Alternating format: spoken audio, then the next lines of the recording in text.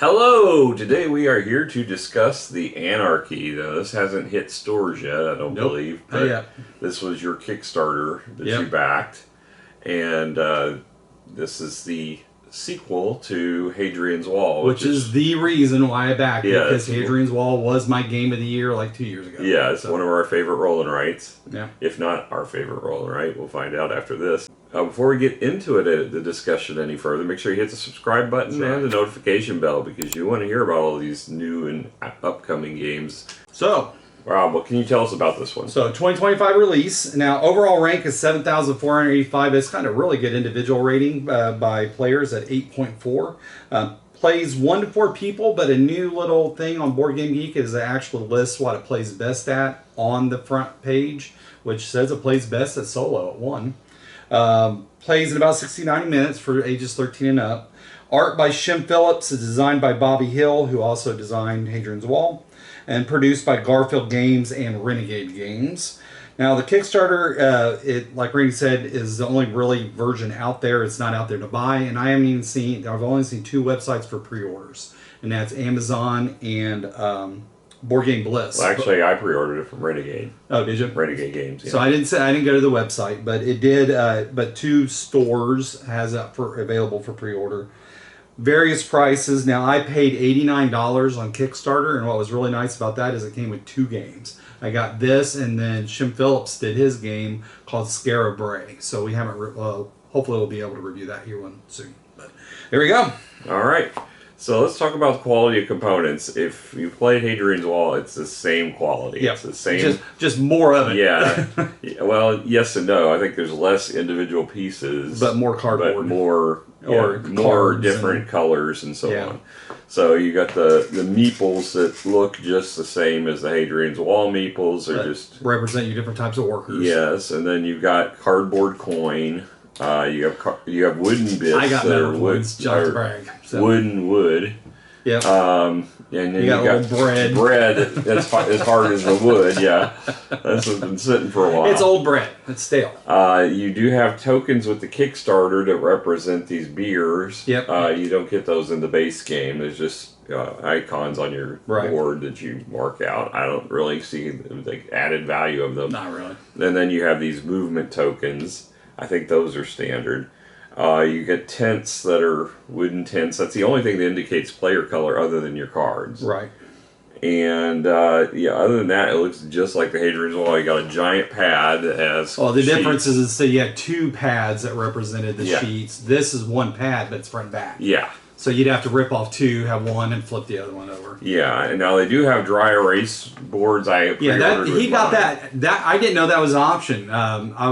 He told me about the dry erase, and I'm gonna have to look into that. And the dry erase boards come with Hadrian's Wall too, so it supports both games. I think it was like $20 for them. So, as far as the pieces go, I mean, I don't think there's anything super outstanding. Well, you do have the little castle pieces. Yeah, you do have that. Those are new. Yeah, they're kind of like they look kind of like dice, sort of, and they function kind of like dice. Kind of, you don't roll them, but they have pips. You increment them up. Yeah. The card stock is pretty good. It does have a linen finish. You got 2 different varieties of sizes, and they're both Euro, standard Euro, mini Euro. I think and then it's got kind of a central board and then your player board, which is the same as before. And then you got a little castle board for your building your castle out. The castle kind of represents what used to be the walls or your... that you have to defend. Yeah, whenever I guess it's not walls, it's the cohorts in the Hadrian's Wall. But here... the picks, but... Yeah, when each player has their own attack, which is unique. So... As far as components go, I'm probably going to go ahead and give this a 6.5. I don't think there's anything super I think I'm a little bit higher because I do like the extra castle portion of it, which is different, so I'm a 7. Okay. Moving on to theme. So the Anarchy, if you read the rulebook, it tells you is kind of the period after Henry I passes on. He doesn't have a male heir. He's got a nephew who kind of usurps the throne, and his daughter is trying to lay claim to the throne. So there's a war factions between the two. You're actually on the side of the nephew, right? In this Which game. I thought was interesting. Yeah. So you're defending the attacking hordes from your cousin, right? And it's the art's the same as style as Hadrian's Wall. There's less of a Roman theme, more of a British theme. Although I guess Hadrian's Wall is technically in Britain, Right. It's a little more modern than that, I guess, but still you got siege weapons and different things that you are marking, but they're still just boxes. There's nothing that's. There's just more of it. Yeah, it's just. I don't know even if it's more. I It's feel still two sheets. I feel it's more on each sheet. I think stuff's smaller, and there's just more stuff on each sheet. As far as it's all iconography, All and of it. it's really completely layered on. There's a little bit of cartoonish art, nothing outstanding. I'm probably going to give this, for a themes perspective, I'll give it a 7 just because they put a lot of thought into the history. I agree. I mean, a lot. The cards are different. They have different backs and different fronts on them. I like that. So yeah, I think a 7's a good score. All right, so moving on to the rule book. It's a bit of a beast. Yes, it's a 40-page rule book. It is a beast. It's a quick read though. It's not that bad. Yeah, because the font's a decent size, lots of pictures. Yeah, it helps to have played Hadrian's Wall. Absolutely, definitely. Because in my opinion, I think Hadrian's Wall is a little bit easier to learn, and I think that this is a step up from that. So if you know Hadrian's Wall, this will be a smooth play. Although we did have, when we played Hadrian's Wall, one friend who just bowed out completely as we were reading through the rules. Right, because it's so much. There's a lot going on. And I'm not saying there's not a lot to Hadrian's Wall, especially looking at it the first time. It's like you just... maybe a little bit of drool comes out the corner of your mouth because it's just that intimidating. Or you have a drooling problem. Or you have a drooling problem, yeah. Yeah, but it's this. If you've played Hadrian's Wall, you won't have any problem. Yeah, it'll be a very smooth transition. There are a few little differences and quirks to it, but all in all, it's pretty much the same game. And it's not a bad thing, but it's also not that different. I think it's different enough, and I think it's a little bit more complicated, like I said, to a Hadrian's Wall. So I think that it's a good step up from here. Yeah. Now what they did add was a solo play rulebook that has different scenarios in it. The multiplayer actually has 2 different ways to play, there's different scenarios in there too. Well, yeah, but we'll talk about gameplay and how it's set up. But that's the only... Yeah, the 2 different ways to play, but the differences within those 2 plays are basically like the difficulty level if you're playing in Hadrian's Wall, red, yellow, green. So it's not that much different. It's not. But there are different ways to set it up in all versions of the game. So, as far as the rulebook goes, it does a good job. I think there was one thing that we missed, we weren't sure on. We clarified with you because you'd played it before. And to be honest, the first time I played it, I had the exact same issue. So I had to dive into it, and that's how I figured it out. Yeah, so I think it's pretty clear, but there is a little confusion about how the battles work. Right. And they did give examples throughout that were very helpful, but they didn't specify on some of the cards how they worked, and they do make some commentary about how the towers are basically supporting the attack from either side, and they both count. Yeah, but they only count when you're attacking the towers. They don't count for if you're attacking the wall, and that's what. And when it talks about the walls, it kind of sounds like maybe the towers help support that, but they don't. Yeah. So yeah, as far as the rulebook goes, I think it does a pretty good job of explaining it, and even though it is a long read, it's a little dry. I'll give it an 8. There was that little bit of confusion, but I think other than that, I picked it up very quickly, but it's completely biased because I played Hadrian Wall. Yeah. So with knowing Hadrian's Wall as well as I do, I think that the rulebook was great. I would have given it maybe an 8 or even a 9, but if you don't know Hadrian's Wall, I'd have no idea. I think it would be tough. Yeah, it would probably be a tougher read. So what would be your score then? I think I would be given an 8. Okay. But again, my opinion's a little biased. Yeah. So. And again, I don't know that the difficulty level is that much different. If you've learned this, you could probably learn Hadrian's Wall easier, vice versa. So it's just Hadrian's Wall's been out there for so long, and a lot of people know it. All right, so moving on to gameplay. So this game is played over 5 rounds, and each round you're going to get kind of a advanced notice of what's coming at you. So which is very different than Hadrian's Wall. You have no idea where the picks were coming from. 2 kinds of attack cards. There's one that you always get that has a castle on it. Right. And then there's one that has basically an icon to tell you what type of attack, but doesn't tell you the direction. The other side tells you the direction. Now, most of the time, you're going to get them face up anyway, so it won't matter. Right. But there are 2 rounds out of the 5 where you're going to play them face down, and you're going to have to try to defend. Your castle one is always face up because that's always the first card. So now you have a small deck, you don't know what you're going to get. But there's not that many. There's like 7 or 8. There's only 6. Yeah, 6. So that was my biggest grievance is you're going to shuffle these cards a lot because every time you do an attack, it says put them back on the pile and then reshuffle the pile and then draw new ones. And it's like 6 cards. How do you shuffle 6 cards? It's a little odd, but at least there's a little bit of randomness to it. I wish they would have had more cards. Face up. I do too. And then these other ones are face down, and they're going to have the different icons on there. And it's a much thicker deck, so it's very much more random. And like Randy said, it kind of gives you a preview of what you're getting, but you don't know the details. And it tells you what you can use to defend it. Right, which is really useful. Yes, that's basically how the setup works. You'll have that, and then you're going to get. This is the one piece that I kind of have a grievance about. Depending on number of players, you're going to draw a certain number of cards from the deck that are going to give you your resources and also your scoring for opportunity for the in-game. So in-game scoring. So whoever is going first gets first pick. Now the first round of the game, that's completely random. You just whatever your randomizer of choice is, you use.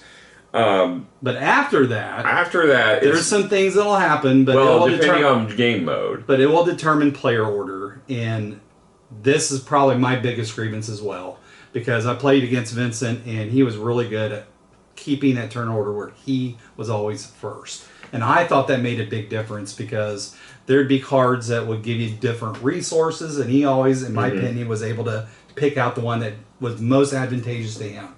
Not just for resources, but in-game scoring. Well, see, I don't mind that once you get past that first round, as you move up, because you're spending resources to move up. Right. That's your choice whether you decide to move up or not. Plus, you're also going to get the what is it called? Negative in this one. It's different from the first one. It's discontent. Discontent, and the other one it was dissent or disfavor or something. Yeah, something like that. So, discontent if you do not keep up with it. For each card that you've got, because as you advance, you're going to flip over the cards that you've already moved through that round.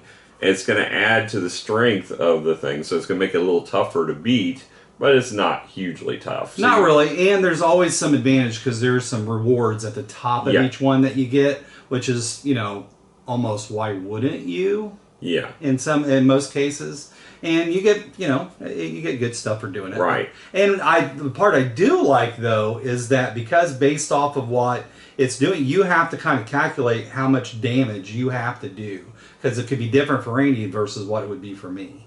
Well, based upon how far back I am. Right. I always pretty much stayed up on and I did too. It's just Vincent got up there before I did. Oh, okay.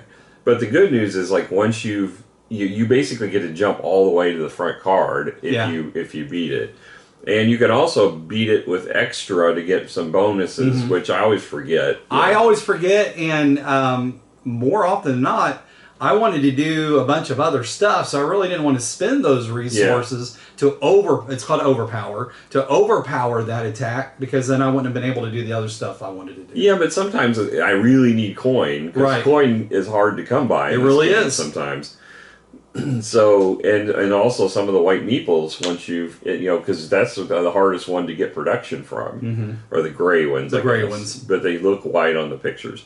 But yeah, they're the hardest ones to get a production for, it seems, and you have to use those to go up any of the tracks. Right. So, And then and as Randy mentioned, the further you're back, the harder it is because you have to add up all the power of the previous cards that you didn't beat. Right, but their power is like 1, 2. Yeah, but every little bit counts. Yeah, it does add.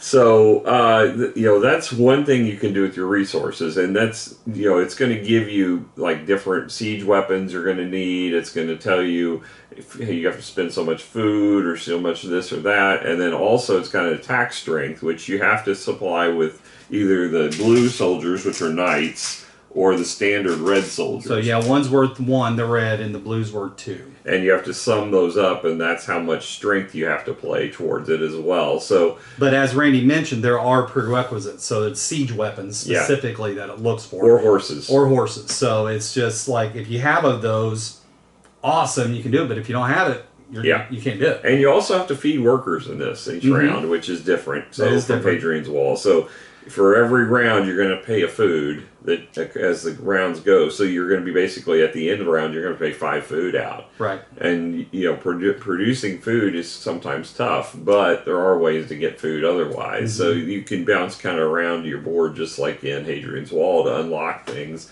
So but it's just more things to consider for your actions. Whether am I attacking the castles? Am I getting enough food? Yeah, I will say having an eraser for this one is probably more handy than Hadrian's Wall. I never really need it. I use pins usually. Right. But this one, there's many times where it's like, oh crap, I don't want to do that. I want to back up. Yeah, I have to undo this. So yeah, you've got kind of a situation where you're going to make mistakes and you'll have to back up. So having a pencil with a good eraser is probably going to be handy. Or if you get the dry erase boards, that'll be really handy, assuming you don't accidentally swipe your hand across. But it'll get to a point where you got so many moving parts. Once you make a mistake, you're just going to have to own it. Yeah. Because then you're just going to, there's no way to back up. Yep. And so then you got your standard 2 sheets if you played Hadrian's Wall. It works very similarly, where you're going to have on the left sheet your scoring sheet. This is the one that matters at the end of the game. I do like how they've organized it better. Yes. Putting the production all together one section was really nice. It's also got in the middle kind of a cheat sheet telling you kind of what happens as you go through the castle defense. Mm-hmm. The top section is very much like the old section where it's divided into 3 sections. Like your sections of the wall. Yeah, in this case you have to unlock cranes to open it up as opposed to like granaries you had to have in the first one. This one, you have to unlock cranes that will let you move beyond the barriers, which can be a real problem because you have to build up your strengths on your walls. And I kept running into that barrier, and it's like, oh, crud, I'm not going to be able to defeat this. Right. But they give you kind of an out with that because they have these kind of counter section where you can unlock those counters and apply them towards those specific cards. Right. So each card has in the center on the back telling you what you can do. Well, actually, it's on the center on the front, but at the bottom on the back. So it tells you what you can bridges use. For moats. You got all kind. You got what, 5 different things. In this case, you can build out moats. You can use the blue, red, or the black meeples to be help out with the battle. Or you can use logs with chains, to defeat it. I forget what you call that. It's called it's just called logs. Okay. Yeah. You basically can use those temporary one-time use logs, and you can just throw 1 wood at every one of those things that you unlock to build it out. So not quite the cow, but it's the same idea. You're flinging stuff at people. Yeah. Well, yeah. Or in the previous Hadrian's Wall, it was you could use the shields that you kind of to mitigate allocate damage. Them.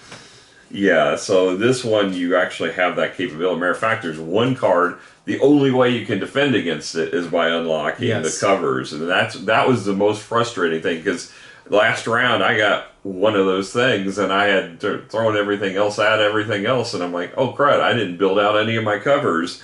And that's the only way to defend against it. Yeah, so I just had to take one for the team and just lost that battle. But yeah, you're going through and you're fighting all the different cards, and if you manage to defeat them, you get bravery, or loyalty. I'm sorry. Yeah, you get loyalty. There's also some of them have, which I ended up the last round getting 3 of these things. Skull cards, which are more difficult than But they the give cards. you bonuses. But they give you a bravery bonus Right. if you beat them. Then you've got in this case, you only have 4 of the tracks factions that you're going to move up. And these are going to unlock a whole heap of abilities, just like in Hadrian's Wall. So you've got all kinds of buildings. You have to build them small up to large, each one. And you're going to, as you move up these different tracks, it's going to unlock the capability of doing those buildings, but then you still have to pay for them. And then once you built them, you have to pay workers or different. I think most of everything's workers. Some of them are resources for the chapels. But yeah, you're going to be to unlock and gain the benefit of the building. You have to spend a lot of resources. But you get a lot of good stuff. Yeah, you do get a lot of good stuff. And the one thing that's very different than the previous game is your deck in the previous added additional production that was specific to you. This doesn't do that. The deck is actually 4 different tracks that or not tracks, but different areas that you can build out. And they look at the card differently. They have you get different 6 rows. different rows that are related to 6 different areas of your board. So, for example, the Knight's Training is the first one. So at the top, you're going to draw the number of cards it tells you. So at the beginning, it's 2. And you want different resources. So the top one here, I got a bow, and this one has a shield. So if I drew those 2 cards, I would get 2 different ones, and 2 different ones gives me a red meeple. So you're going to be able to unlock things. Not to mention, also gives you a blue meeple just for doing it. So you're going to gain a blue and a red meeple. So this is a good way to get defenders, which makes sense. You're training knights. The St. Valentine's Day Festival, this one's a lot of fun. It's got a male and a female, and it's got a numbers between it. So you're going to draw 2. The first one always represents the female, and the second is the male. And you're trying to get 2 of the same number where they match. Yeah. So you're doing matchmaking. And there's ways to affect the number. So you can increase it by 1. Well, yeah, only if you've already filled the number. Exactly. And then if you have filled both numbers on the other side, you just waste it. But that guy just, I guess, got fed up and left. Yeah, he was a dud. So then you've got tournaments. That's the next, or no, the next one is the Michaelmas, which I don't know what that represents. I think it's like literature reading, maybe understanding, something like that. This is my favorite one of them. That one was really good. We liked that one a lot. So you draw 2 cards, and they have a book, and it's got a number on it. And you're looking for even pairs. Yep. So I got a 6 and a 5 here. So I wouldn't have even pairs, but I can write them in any of these boxes that range from 2 to 14, and then I've got kind of 2 chance, if you will, where you can just put into any 2 numbers. Right, so you add them up, and you're looking for a specific number. Yeah. And this last round I did really awesome. I kept getting even pairs every time. So I got 5 different even pairs, and it gave me a ton of resources. Oh yeah, it gives you a lot of stuff, but it is neat, and it's so random. Yeah. Then you've got the tournaments where you're going. I liked this one. Yeah, you're going to draw 2. The first one is you, and it's got a shield and a pole arm or whatever, and a sword, lance, I guess it is. And then you're going to see there's 3 sections, and then you're fighting somebody. The next one you're going to draw has a shield and a lance as well. So in this case, my shield and his shield bounced off each other, but his lance and my lance hit the miss areas, so we tied. So you got 3 shots to keep doing this. So I would draw 2 more. I would draw 1 for me and 1 for him. Okay, again, a tie. I've got shield and shield. I got my lance in the middle where he's empty, and his lance where I'm empty. So you get 1 more chance. 1 more chance. So this one, I got a lance in the middle where his shield is. My shield is where his lance is. We tie. 3-way tie, you win automatically. Yep. If you win any of them, you win. If you lose, then you get nothing. Yep. And that's where it's really frustrating. And it's brutal because you spent all those resources to do it, and you got nothing. Well, but you do get some stuff for just doing the tournament. Right, but you get better stuff. But you have to winning. spend food and coin, which coin again is hard to come by. Right. So the mints are printed on here, and that's how you basically can generate more coin. But they take a lot of resources to unlock. But yeah, the multi-use card aspect is very different. Yeah. I liked it a lot. Yeah.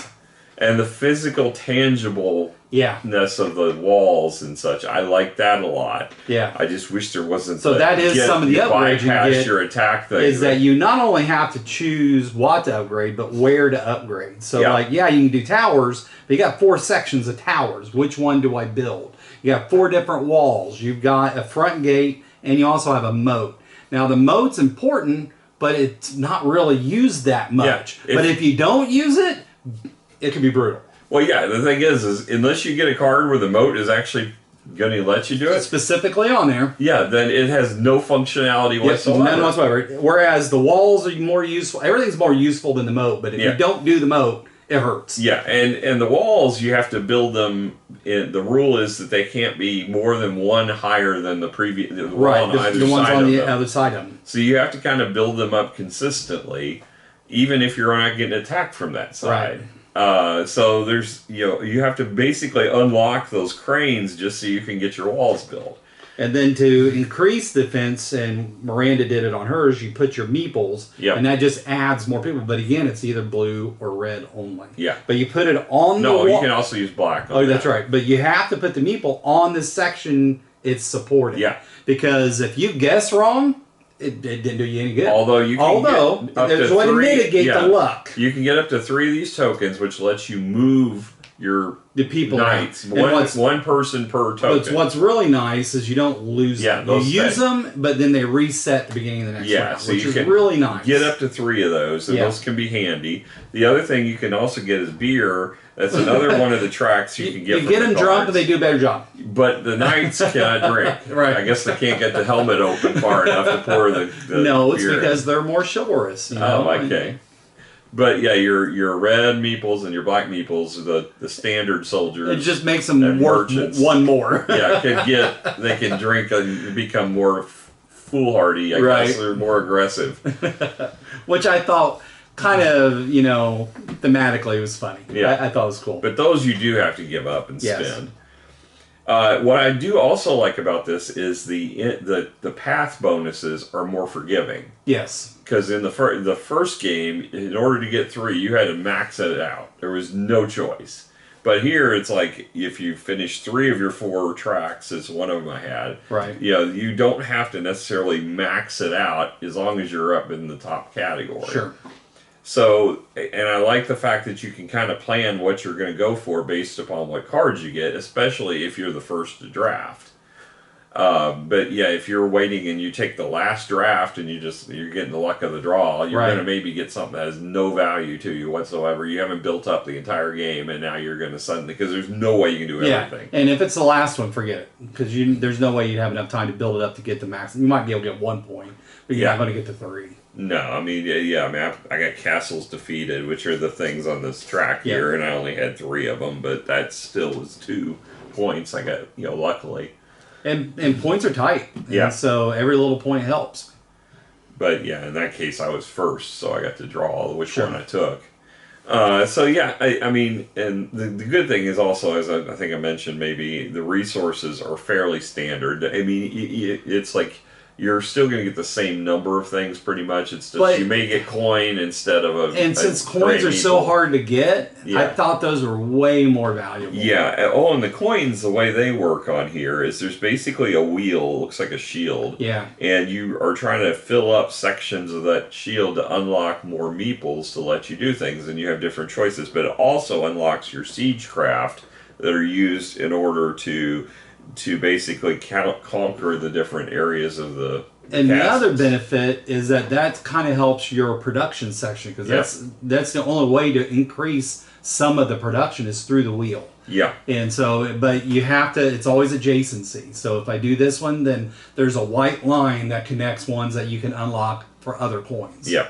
I mean, that's basically the gist of the game. You play 5 Very rounds, basic. and then you've got 4 scoring tracks: bravery, loyalty, influence, and might. And they do feed you add off up each how other. far up you are on those. And then you're going to get your path scoring, which is based upon the cards you've accumulated and what you get 1, 2, or 3 points per card. And then you're going to, for every discontent you get, you're going to lose victory points. Right. So you want to keep that low. And there's also one of the things you can do to get rid of that. There's hearts over here on the different things, like the tournaments, the Michael Moss, and the Lamas, which I don't know why Lamas is on there. I'm sure thematically it makes sense. The Monty Python sketch about llamas, being dangerous. But yeah, these things will let you unlock those hearts, which will let you get rid of the discontent. So yeah, I think that this works very nicely. I think some of the things are more smooth and elegant as far as how they work than what Hadrian's Wall had. But to me, that dependency on turn order is really hard. You know, I mean, I don't mind the moving up after the first round, but that first round, if you're the one that gets last, it's kind of an unfair disadvantage.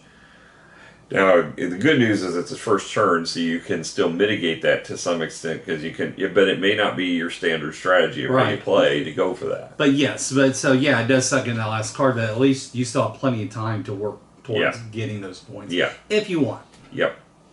So, and then if you're tied, there's a first player marker that goes around the table, so in the case of a tie, everybody's going to get turns, if everybody's moved up the track consistently together, which that doesn't bother me, except for the fact, again, there's only 5 turns, so there's no way it's going to be even number of turns. Right.